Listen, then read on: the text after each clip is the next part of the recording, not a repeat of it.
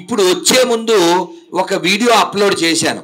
ఆ వీడియో ఇన్స్టాగ్రామ్లో ఏమైనా అప్లోడ్ చేశానంటే, వారు వజ్రాలు వారు కాదు, అదే టైటిల్. వారు వజ్రాలు వారు కాదు.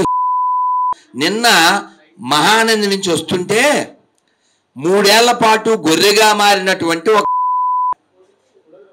ఆవిడ కలిసింది. ఆ వీడియో 20 సెకండ్లేమో వారు తీసి నాకు పంపారు. దాన్ని ఇన్స్టాగ్రామ్లో పెట్టాను. ఆవిడ గొర్రెగా మారింది, మళ్ళీ వెనక్కి వచ్చేసింది. మనం శివభక్తులం కావాలి తప్ప శివభక్తులం కాకూడదని ఆవిడికి మా రాజమండ్రి వజ్రం లక్ష్మి గురించి చెప్పాను నేను. అక్కడ చూడండి, ధర్మం కోసం వజ్రంలా వజ్ర కఠోరమైనటువంటి మాటలతో నిలబడుతుంది అన్నమాట. కాబట్టి మనం ఎవరినన్నా తిట్టేటప్పుడు అటు ఇటుగా ఎవడు అంటే, ఎవడైతే ధర్మానికి అన్యాయం జరుగుతున్నా, ధర్మనాశనం జరుగుతున్నా ఏమీ పట్టకుండా అన్నీ ఒకటే అంటుంటాడే సెక్యులర్ డాగ్, వాడు నాట్ దెమ్. కాబట్టి మనం వజ్రాల్లా ఉందాం. ఇదిగో ఇలా ధర్మం కోసం నిలబడే కూడా తప్పు లేదు, వాళ్ళు వజ్రాలు కాబట్టి. అంతేగాని మీరు అనుకునే అర్థం కాదు. కాబట్టి ధర్మానికి హాని జరుగుతున్నప్పుడు స్పందించకుండా చలించకుండా ఉంటే వాడు మృతకలేబరం, వాడే. అలాంటి వాళ్ళ నుంచి మన ధర్మాన్ని రక్షించుకోవాలి.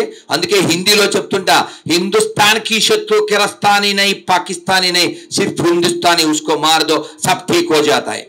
కాబట్టి లోక కళ్యాణం కోసం తపించినటువంటి తపస్శాలి మహనీయులు శ్రీమద్ అజ్జాడ ఆదిభట్ల నారాయణ దాస్ గారు, వారి యొక్క శిష్య ప్రశిష్య పరంపరలో వచ్చినటువంటి వారు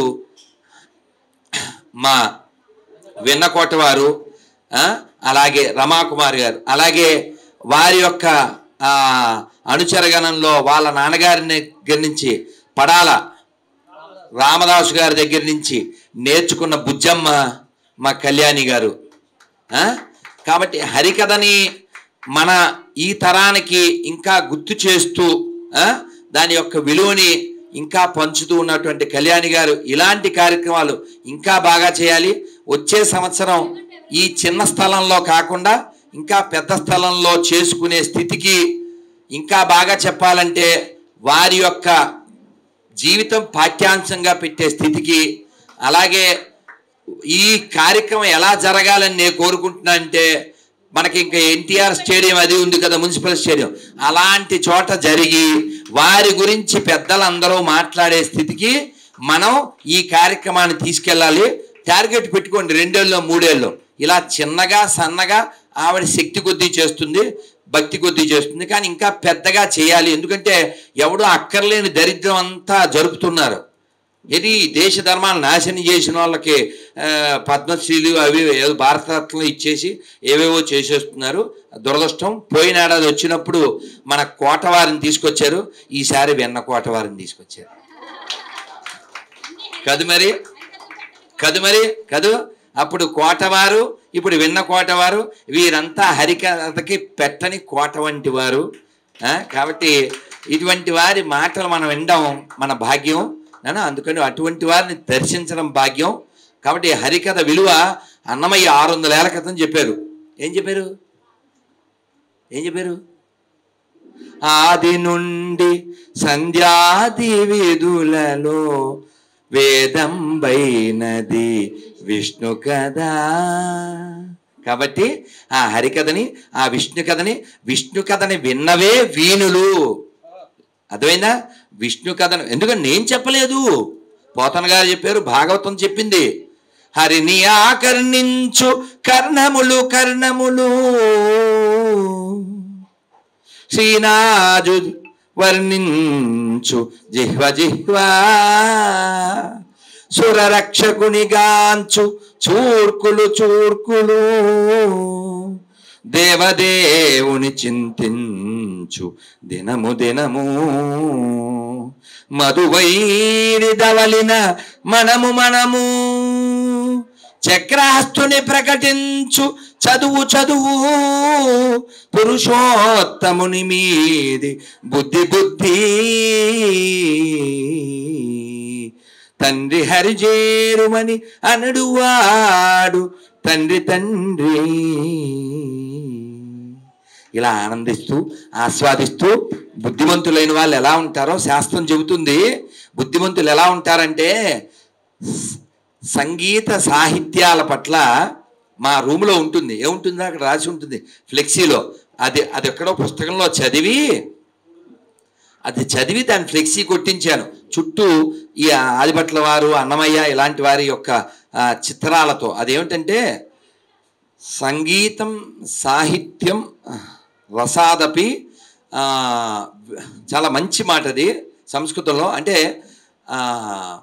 కాలో గచ్చతి ధీమతం, కాలో గచ్చతి ధీమతం.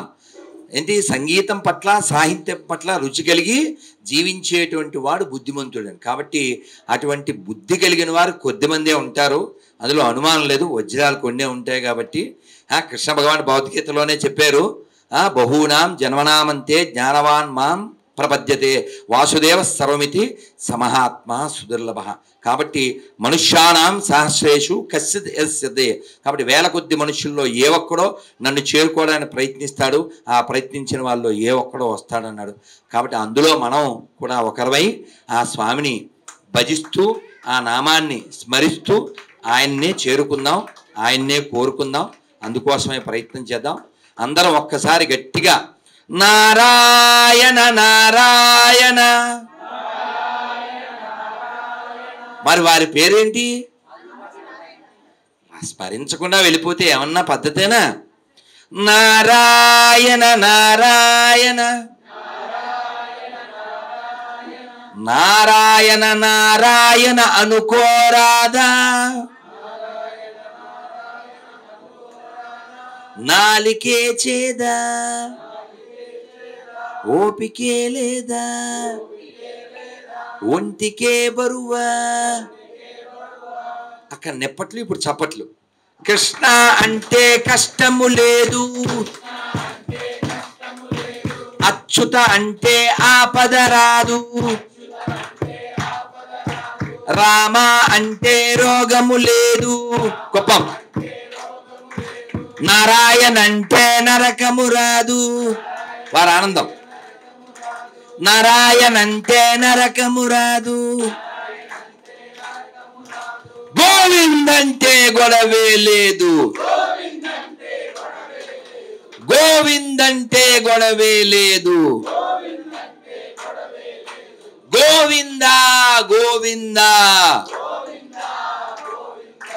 వెంకటరమణ గోవింద, గోవింద గోవింద సంకటహరణ గోవింద. ఇప్పుడు చెప్పండి, మీకు గోవిందుడు కావాలా, గొడవలు కావాలా? అచ్యుతుడు కావాలా, ఆపదలు కావాలా? రాముడు కావాలా, రోగం కావాలా? నారాయణుడు కావాలా, నరకం కావాలా? కృష్ణుడు కావాలా, కష్టం కావాలా? మీకేం కావాలో మీకు తెలుసు, ఎలా సంపాదించాలో కూడా మీకు తెలుసు. అక్కడ భోజనాల దగ్గర పోస్తున్నారు పులుసు. ఇంకా మాట్లాడితే నేను అయిపోతాను అలుసు. శ్రీమద్ రమణ గోవింద, ఆంజనేయ వరద గోవింద, ప్రహ్లాద వరద గోవింద, ఆదిభట్ల నారాయణదాస గోవింద గోవింద. స్వస్తి. ఇంకా మాట్లాడితే అయిపోతాను సుస్తి. ఇప్పుడు మారాలి నేను బస్తి, అక్కడ పట్టాలి కుస్తీ. జై శ్రీరామ్.